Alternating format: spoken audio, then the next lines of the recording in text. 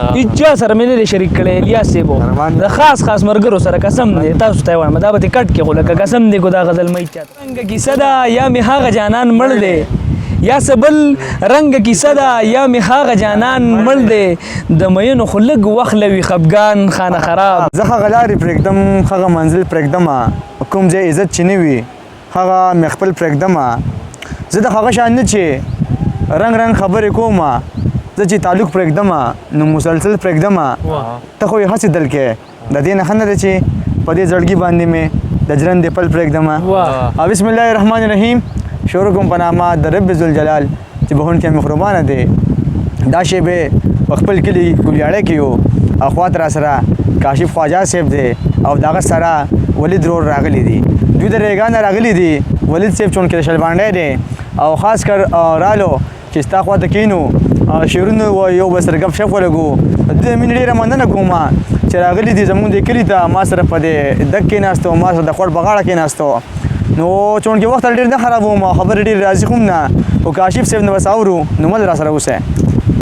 الیاس صاحب شعرونه خو ډېر دي خو وخت کم دی سیله هم ده او تیار هم را روانه ده نو یو نوی نظم مې لیکلی دی په خپل کلي باندې ارشاد دا به سره شریک کما په ریکارډ بم راشي نه مې دی ریکارډ کړی ارشاد زما جنت زما کلی ښکلی دی ریګا کلی زما جنت زما کلی زما جنت زما کلی ښکلی دی ریګا کلی دا د سترګو تور مې د نیکه او د بابا کلی ښکلی دی ریګا کلی ډېر ښه دا د ننګیالو ځوانانو ښکلی دلربا کلی دا د پرښتو پیغلو د لیچو د شرنګا کلی ښکلی دی ریګا کلی او دا د سرتور فقیر د تورې او همسا کلی دا د سرتور فقیر د تورې او همسا کلی دا د سور انګریز په مرۍ غلی شرګا کلی امبیلې جنګ کوم یاد دا د سرتور فقیر د تورې او همسا کلی دا د سور انګریز په مرۍ غلی اشرګا کلی ښکلی دی ریګا کلی دا په توره شپه کې لکه ستورې د سبا کلی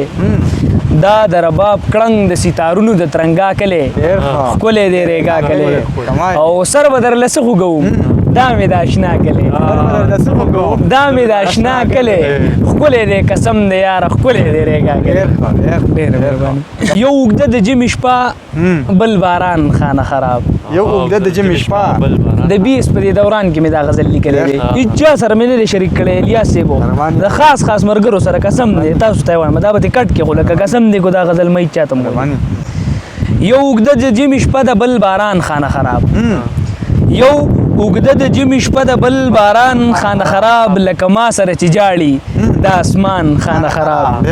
زما وس کې هم سنو نه هغه دیدن ته راغله زما وس کې هم سنو نه هغه دیدن ته راغله ګنې ټول خلک ودو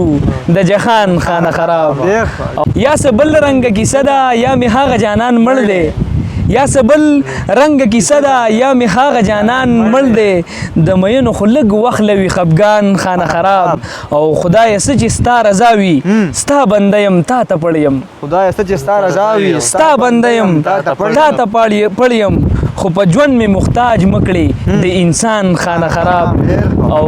ته له ځانه خبر نه ټول علم در پورې خاندي ته له ځانه خبر نه ټول علم در پورې خاندي خواجه لږ خو دې راټول کړه